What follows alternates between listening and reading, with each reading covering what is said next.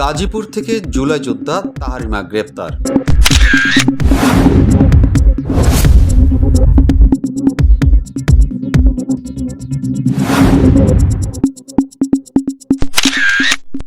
গাজীপুরে যৌথ বাহিনীর অভিযানে জুলাই যোদ্ধা তাহারিমা জান্নাত সুরভিকে গ্রেপ্তার করা হয়েছে। বুধবার 24 ডিসেম্বর রাত 12:30টার দিকে টঙ্গী পূর্ব থানার গোপালপুর টেকপাড়া এলাকার নিজ বাসায় অভিযান চালিয়ে তাকে গ্রেপ্তার করা হয়। বর্তমান সরকারের উপদেষ্টা ও সেনাবাহিনী প্রধানকে নিয়ে সামাজিক যোগাযোগ মাধ্যমে কুরুচিপূর্ণ মন্তব্য সহ বিভিন্ন অভিযোগ রয়েছে তার বিরুদ্ধে।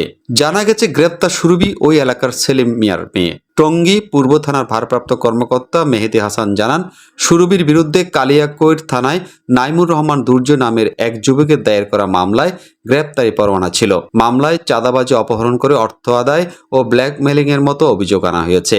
এছাড়া তিনি সেনাবাহিনী প্রধানকে নিয়ে সামাজিক যোগাযোগ মাধ্যমে নিয়মিত কুরুচিপূর্ণ মন্তব্য করতেন বলেও দাবি পুলিশের। অভিযান শেষে তাকে থানায় হস্তান্তর করা হয়েছে।